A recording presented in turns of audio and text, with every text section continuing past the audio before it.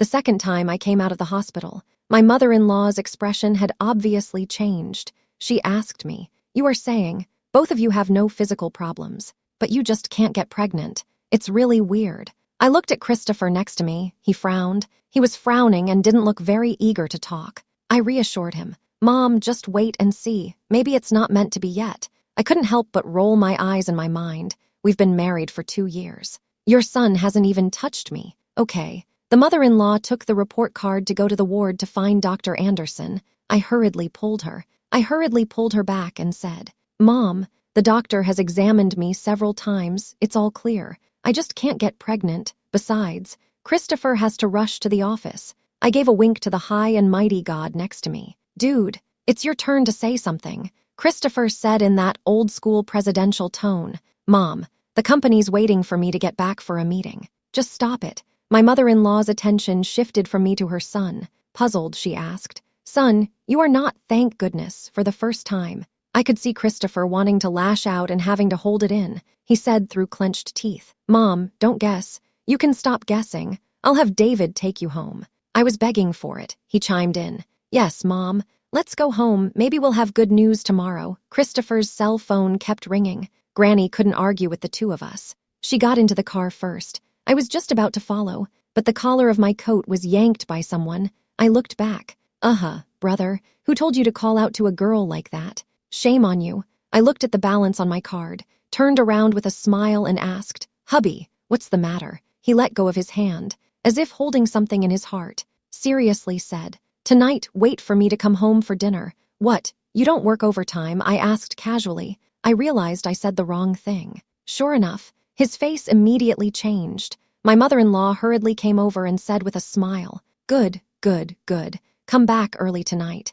I'll come to your house too. Help Molly cook together." I secretly grumbled in my heart. Today is Thursday. I've already made a date with my sisters to go shopping and sing karaoke. The most crucial thing is, the key is that the male model I like only works today. It's only once a week. It's a rare opportunity. I don't usually eat. I've chosen today to go home for dinner. What a coincidence. Did Mom's words really irritate you? Have to prove that you cannot. I cannot help but shiver. Christopher's appearance in bed, I have never seen. Really did not expect, facing such a cold face. It really makes people not interested. However, despite what I think in my heart, I still have to put on the appearance of a virtuous wife. I didn't prepare anything, just get something to eat," he said softly, and closed the car door for me. Considering that my mother-in-law was also present, it was not convenient for me to excuse myself. She could only smile and say to Christopher, "Okay, hubby, come back early." How hypocritical. I should really give myself an award for best acting. I've done a good job on the surface. 2 years ago, Christopher married me. It was a business marriage for my father. Christopher was also trying to cope with his mom. After learning that we still went to college together, we hit it off right away. We got married in a hurry. After the wedding, he was busy with his career. I was busy with my social life. We didn't bother each other. Life was quite comfortable. After marriage, he came home less often. I was happy to be quiet. I often had parties at home with my girlfriends. How to have fun. He even took the initiative to say he wanted to come home for dinner. My mother-in-law looked happier than me. Asked David to drive us to the supermarket. I said it would be fine to let someone else do the grocery shopping. She insisted on picking them herself. After buying the groceries, she asked David to drive us to the drugstore. I watched her mysteriously go in and out. I couldn't help but ask, "Mom, are you not feeling well?" She quietly handed me a bottle. Her tone was a bit disgruntled. I'm the one who has to worry about it. I don't know. I was at a loss. Took the bottle and took a look. It says, Sildenafil, for the treatment of erectile dysfunction. I suddenly shut my mouth. My mother-in-law turned her head to look out the window with a helpless look on her face. David is sitting up straight. It looks like he must have heard the bombshell news about his boss. I guess Christopher would have known about it. The look on his face must have been ugly. I smiled inwardly. But as Christopher's nominal wife, I had to help him save face. "Mom, he shouldn't need to use this kind of stuff." My mother-in-law looked at me, said in a serious tone, "After you guys got married, I've been looking forward to having a grandchild, but 2 years have passed. Molly, you know what the outside world says about our family. You young people don't care about face. I'm old. I have a thin skin. I can't bear to hear people gossip. Don't worry about them. Maybe it's not the right time yet. Look at Christopher's busy schedule. If I get pregnant, he'll have to run around all the time. Don't worry. I'll take care of you. I know nothing I can say will change her mind. I had to accept the trouble, put on a reasonable face. I wanted to ask Mrs. Smith to help, but my mother-in-law was uneasy, insisted on assisting from the sidelines. I knew I couldn't help much. Just sat on the sofa and watched TV, picked up my cell phone and sent a message to Emily. I'm not going tonight. Emily replied immediately. Why? Christopher is coming home for dinner. Content not provided in original text. Please provide specific text that needs to be rewritten. There was silence there for a moment. Then said, if I remember correctly, it's been months since Thanksgiving, I think. I went to the hospital again today for a checkup. His mom said he's not doing well. Sent a couple exploding emoticons over there. The chat screen was a mess. His mom really made me laugh. I sent a bunch of ellipses. I took a picture of the bottle of pills and sent it to her. Sure enough, Emily called right away. It's a good thing I didn't have it on speaker. Otherwise, she'd be laughing so loud, she'd probably blow the roof off my villa. No way. Your mom is so funny. What kind of mom thinks that about her son? Ha ha ha, that's the way it is. I can't go out tonight. That's a shame. I won't be able to see the male model. I don't see him every Thursday. I don't feel good about it. I glanced at the kitchen. Lower your voice and say, you keep an extra eye out for me. Tell him I'll see him again next week. Emily smiled particularly happily. If my sister can't see you, I will be very sad, playwright. I won't talk about it. My husband will be back soon. I mimicked her tone. Hang up the phone. Christopher arrived home on time before dinner was ready. As soon as he walked in the door, I immediately got up while taking his jacket, while asking with concern, Hubby, you've been busy all day. Are you tired?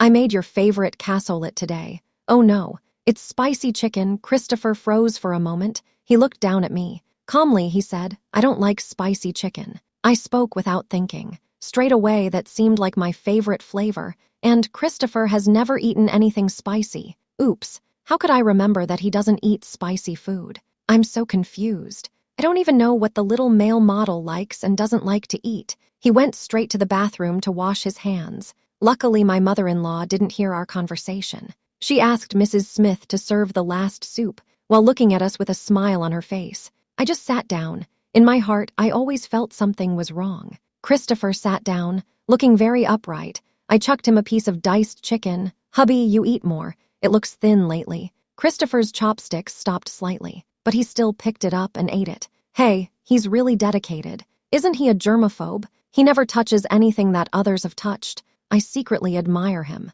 Granny spoke up. Molly, Mom will stay here tonight. You don't mind, do you? Mom, what are you doing? What are you doing listening to you? I think you're giving me a hard time. I'm trying, of course, while winking at Christopher. He didn't even look at me. Christopher went straight to his mom. Mom, you can stay here if you want. How's the company doing? My mother-in-law asked. Christopher said, it's not bad. Granny said seriously, a man's career is important, but the family must also be taken care of. You've been married for 2 years. How come you haven't gotten pregnant yet? She drank a mouthful of water. Then she said, that Jessica who got married with you guys. She got pregnant in just 1 month. I almost spit out the rice in my mouth. Jessica got pregnant before she got married. The reason she got married was for the baby. You guys didn't see it. When I was shopping last time, I ran into her with her baby. The way the baby looked. Granny can't stop talking about it. I quietly took out my cell phone to look. Emily sent me a voice message. I wanted to long press it to turn it into text. It didn't work. It played directly. What's worse is that it's on speaker. If it was just Emily's normal greeting, it would have been fine. But what came through was the sweet and creamy voice of a small male model. Sister, this week, why you did not come? You're not making it difficult for my sister. Aya, the table. Originally, you could still hear the sound of dishes colliding. Now it's like the whole world has pressed the mute button. Everyone is listening to the sound of a young girl losing control of her emotions. I can hear my heart beating clearly. Thump, thump, thump. I heard Christopher put down his chopsticks, draws a tissue. Then to his mother-in-law, I'm done eating. You guys eat slowly. Then he got up and said, I have something to do. I'll go first, but he didn't move at all. I heard my mother-in-law ask me, Molly, who is it? He's targeting me. I hurriedly put my cell phone away. A little embarrassed but trying to remain calm, I looked up. Smiling, I said, Mom, It's just a joke from a friend. He's usually a bit of a jerk. He's just a little bit out of shape. My mother-in-law gave me a look. She said, "That's right. Don't hang out with people who aren't serious. I see your friend here." She smacked her lips. "That's sexy. I can't laugh." Granny is cursing in a roundabout way. "It's just a common friend. Don't worry, Granny. I don't really like this kind of a modest person either." Christopher suddenly asked, "Which friend?" "You today. Why are you so concerned about my personal matters?" I smiled and turned my head, just in time to meet his deep eyes with curiosity. "His name is Tony." I answered. "Tony, Tony," he asked slowly. I turn my head, continue eating, pretend to be calm. Tony, Tony." Soon, he picks up his cell phone.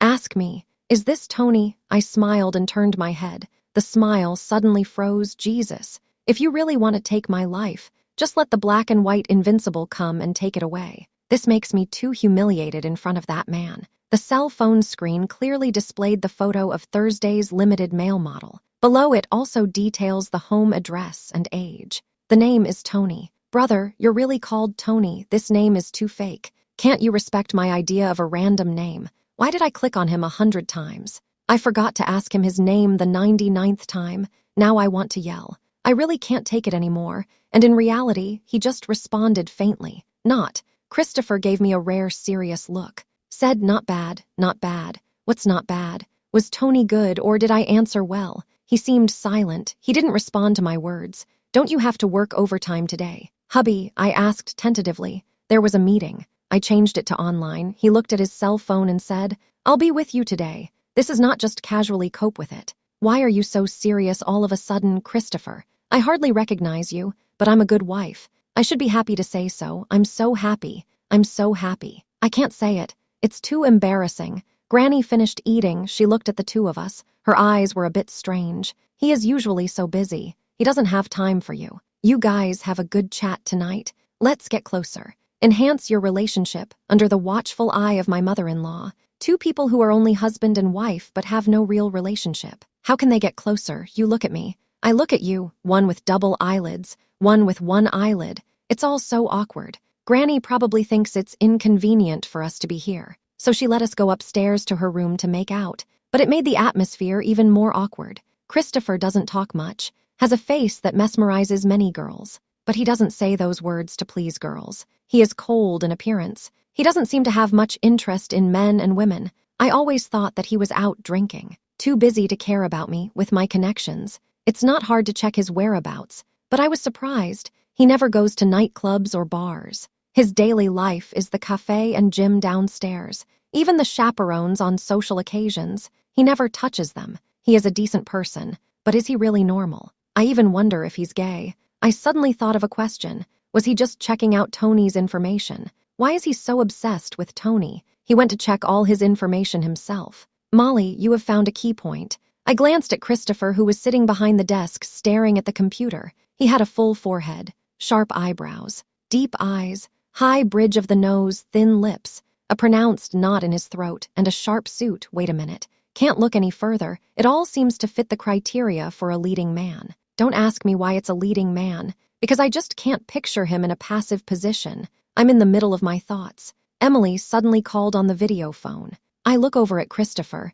He's concentrating on his work. I hurriedly connected to the secondary headset. I picked up the phone with confidence. "Hello, Emily." "Emily, what's up?" The screen. Light beams of various colors are dancing rapidly to the rhythm of the music. It seems to cut through the smoke and perfume in the air. Emily is hugging a man while swaying to the music. "Molly, did you listen to the voice?" "I did. I'm so embarrassed by this voice." "Oops, he misses you so much. He misses you so much. You didn't come. He was so sad that he shed tears." Look. The camera pans. It's really Tony she's holding in her RMTKS. Tony's peach blossom eyes. Tearful eyes. In the dim light, he looked very cute. I gently turned to comfort him. "Don't be sad. Next week my sister will go to see you. Emily, you have to treat him well. Don't let him suffer, Sister Molly. I won't show any mercy," she said with a smile. The amber-colored drink in her hand shimmered in the dim light. Tony's professional smile remained on his face. The corners of his mouth were slightly upturned, but the eyes were a little misty. Emily picked up a glass of wine, directly into Tony's mouth. Tony couldn't drink that much at once, choked and coughed. The collarbone looks particularly bright in the light. It's really heartbreaking. I was just about to speak. A pair of big hands suddenly embraced me into my arms. I instinctively wanted to break free, but I heard my mother-in-law's voice. Oops, I've come to bring you some fruit. You're just sitting there. Don't you want to talk? She's carrying a tray of fruit, standing at the door. He's obviously up to something. Mom, nothing good can come from forcing things.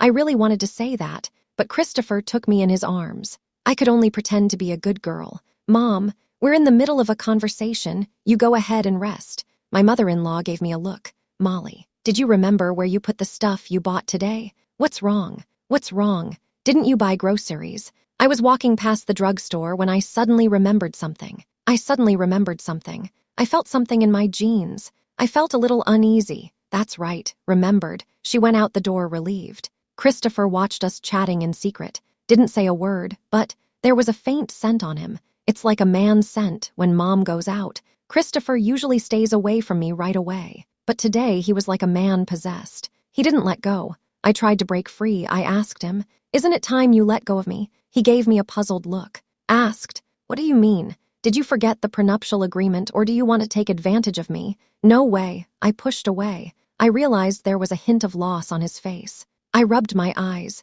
thinking to myself if I'm looking at it wrong. He suddenly asked me, "Who are you talking to?" "Emily." I suddenly realized that the video was still on. And I was about to hang up, but a strange thought came to me. It stopped me. I subconsciously handed the phone to him. Both of our faces appeared in the video. Across the room was Emily with a puzzled look on her face. "You show Tony the phone." I chuckled. Emily was startled by the sudden appearance of Christopher in the video, though, but she was mentally sound. Still, she turned the camera to Tony. Tony's front face appeared on the cell phone. He had just been doused with alcohol. His face was red. The snow-white neck was exposed. It looked moist in the light. "It's really pretty." I thought to myself, "Hey, Christopher, what's that look on your face?" I looked at him carefully, from confused to surprised, to a little angry. It's normal for him to be confused. Surprised makes sense. But who is he angry with? We're in a business marriage. He can't be jealous of me. Could it be? Could it be that he saw Tony being tortured so badly? That's why he's angry. Oops, what a surprise, Christopher. So it's not because I'm unattractive. It's because I'm not a man. I feel lost. Christopher put down his arm. He asked in a cold tone, "What have you been watching all day?" I turn off the video, saying to him, "We go our own way. Why do you care so much? I'm actually competing with my legal husband for a male model.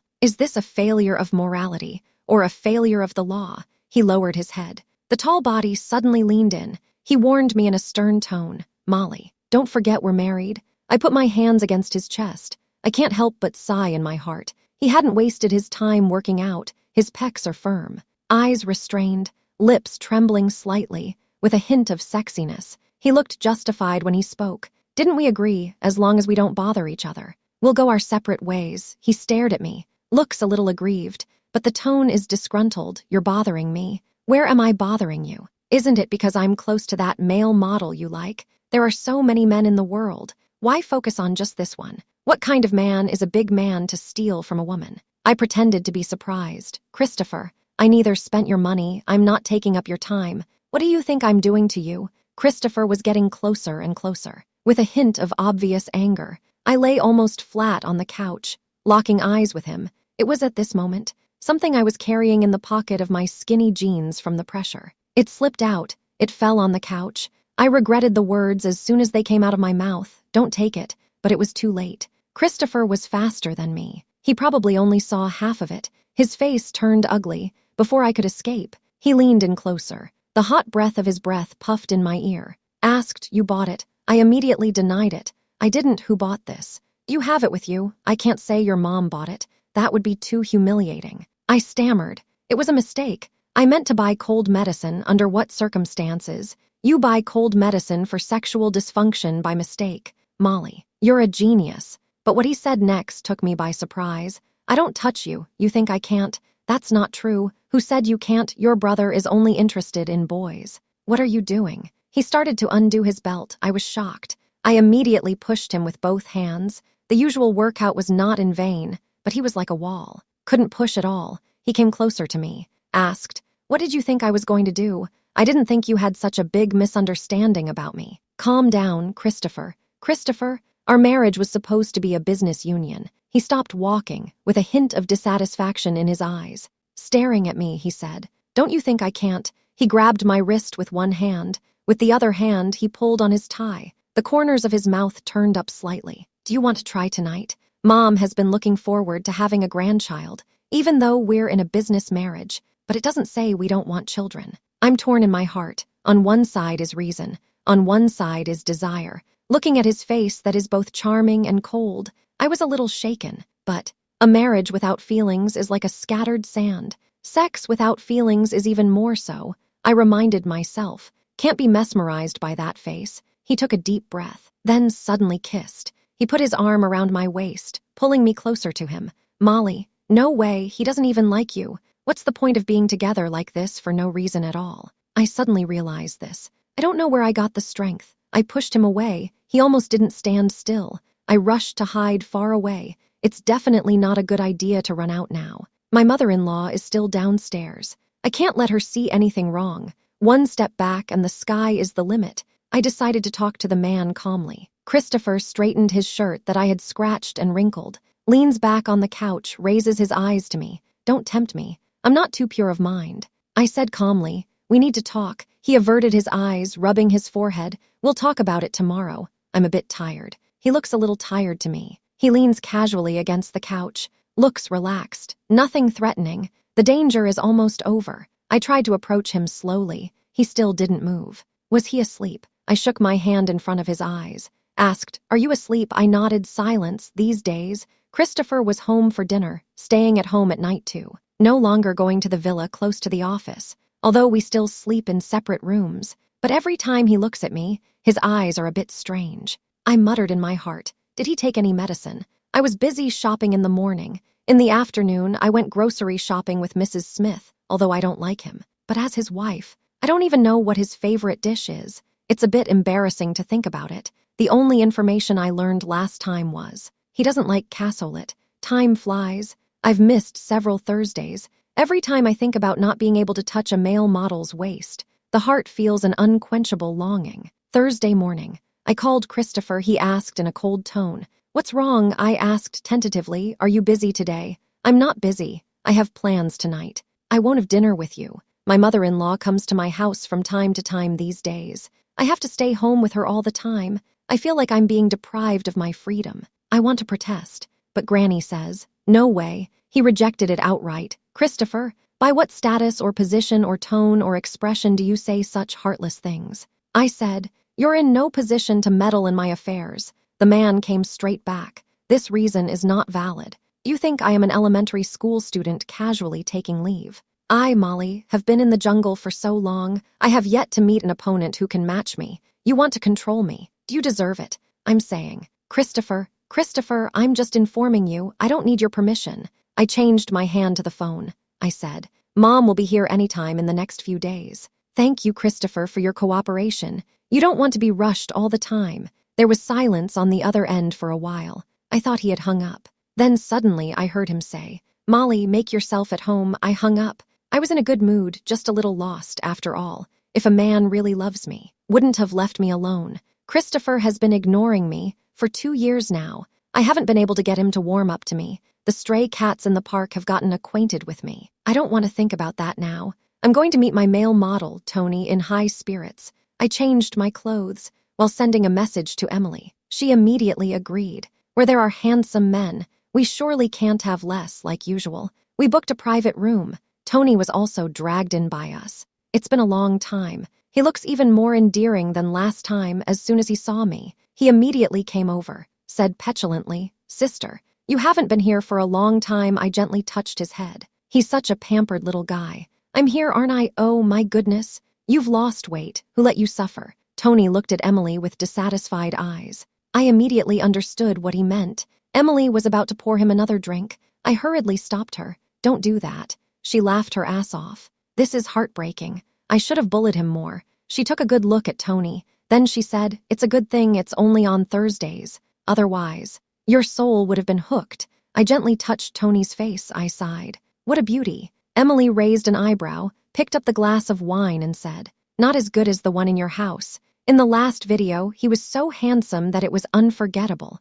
although the expression is cold, but really handsome. So what? His heart still can't be warmed up. I push away Tony's approaching lips. Suddenly, I remembered the time Christopher forced me to kiss him. That was my first kiss. How dare he? If you ask me, you just don't take enough initiative. If it were me, I would have taken my time, make him completely submissive. I smiled, gave Tony a mysterious look, said she's interested in men. Emily's eyes widened, asked in surprise, "What?" I answered calmly, that's right. Then you liked him for so long, so you had the wrong gender from the beginning. I kicked her, but she dodged it. I said, what I've been hiding in my heart for so many years. You just said it so easily. Tony held back his laughter and said, "Sister, I won't tell anyone else." I gently pinched his face. "It's still you who understands." I looked around. There were only 3 of us in the private room. It seemed particularly cold. I picked up my cell phone and said, "Call a few more people. Make it more lively. I've had a lot of time on my hands these last few weeks." Tony poured me a glass of wine. Smiling, he asked, "Sister, isn't it enough to have me?" I patted him on the shoulder, said easily, "Don't think too much. It's just to liven up the atmosphere. Don't worry, you're the only one I favor." The door opened. I'm still wondering, how did you pick 10 male models so quickly? That's when I heard Emily say, although Christopher likes men, but I haven't seen him messing around. He is quite fond of Tony, I said casually, while pouring myself a glass of wine. Who would like a man? Hearing that voice, my first thought was, which male model sounds so much like Christopher? When I turned my head to look, which male model's face looks so much like Christopher's? Oh my God, it's really Christopher. It's really Christopher. I stood up violently. "What are you doing here? What are you doing here?" Christopher's in a suit. He looks like he just got off work. He looked a little tired. Why does he look like he's caught someone in the act? He sat down casually, glanced at Tony, who was curled up in the corner of the couch, eyes with a hint of strength. Then he turned his head to look at me, asked, "Can't I come somehow?" The lights of the nightclub shone on his face. It made him look extraordinarily handsome, even a little heartwarming. No matter how angry, can't be mad at such a handsome face. Right, I reminded myself. Then I sat down next to Emily, who was not concerned. "Of course I can, of course." He took a good look at Tony. Did he really like him? There was something special about Tony's looks, though, but it's not necessary to stare at him for so long. Tony was a bit uncomfortable by his look. Quickly hiding in my arms, asked, "Sister, this man is the gay husband you mentioned. I have said it before. This kid will take my life sooner or later. Now it's really come true. You've chosen this time to say it. You picked this time to say it. You've really made my sister suffer." I pretended to hold my forehead, turned my face to look at him with a smile. Gritting my teeth, I said word for word,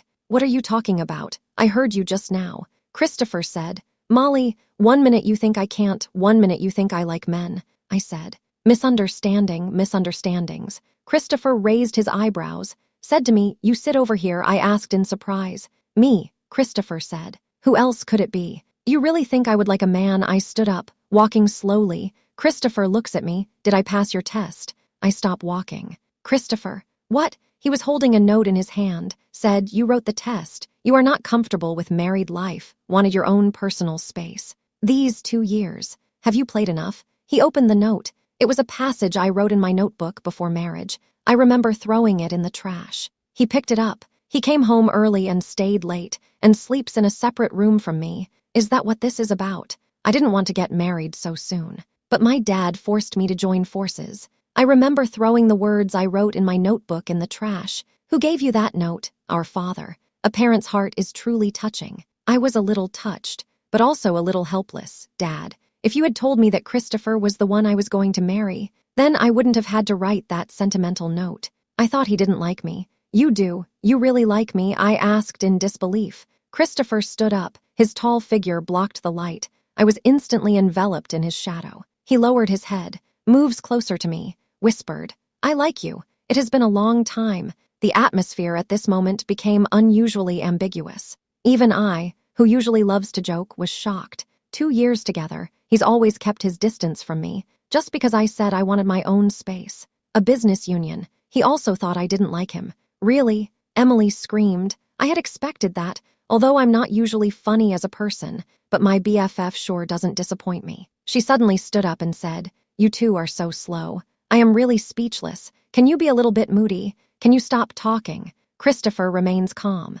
Molly, do me a favor. I can't help it, Molly. Molly, no matter whose face it is, I will give you face. The manager of the nightclub suddenly appeared at the door of the private room with a smile on his face. Said, look at the 10 top male models I found for you. Then, behind him one by one walked in male models. Once upon a time there was an opportunity in front of me, but I didn't treasure it. If I could do it all over again, I would have shouted. I really don't order male models anymore. I quickly glanced at Christopher's face. Noticed that his face went from slightly red to white. Then it became white again, and his eyes were dark as blood, as if he's desperately trying to hold back something. Oops, manager, you're too kind. Go ahead and get busy. Emily sensed that the atmosphere was a bit awkward, immediately stood up to help me round up the situation. Mr. Smith also felt that the atmosphere was not right. He said a few words politely, then he took a step and left. I was silent for a while. The remaining 10 male models and Christopher looked at each other. I broke the silence. Come in. As soon as they came in, they started introducing themselves. The first one is a guy with dyed yellow hair. He was quite handsome, but he spoke with a heavy southern accent. Hello, sisters. My name is Seven. The second one didn't have time to speak. Christopher coldly interrupted. Okay, then. He looked up and swept a circle of those wearing colorful clothes. Face expressionless, asked me, you like this style? He looked completely different from when he confessed his love. Emily rushed out to round up the situation. Christopher, I actually ordered it. It's my type. Christopher looked at us with an expression of you two being half-assed. His tone is serious. Molly, are you really going to reject me? Were you just confessing? He stared at me. I'm going to pursue you again, in front of 11 male models and a girlfriend. She confessed in no uncertain terms. You choose me or him. Is he talking about Tony? I was just about to turn around. Christopher, however, pressed his hands on my shoulders. Turn me back. You want to see him so badly. His eyes were full of mixed emotions. His eyes were slightly red. It even looked a little heartbreaking. I was about to say something, but was interrupted by him. Seven decided on his own, said, Brother, we have to be ethical and moral in this business. Right, you're treating Christopher like a male model. No, no, no. Don't ruin the ambiguous atmosphere. It's not looking good. I hurriedly dragged Christopher out. While walking, I said, let's go back and talk again. I turned around and gave Emily a look. She immediately understood what I meant, quickly replied back. Leave it to me. In the midst of the chaos, I yanked Christopher outside. His suit was probably wrinkled from me pulling on it. I heard him ask with a soft chuckle behind me, is this considered electing me? I replied with a smile, of course it counts. I heard myself ask, trying to pull him along, let's go back to the 2 summers we missed.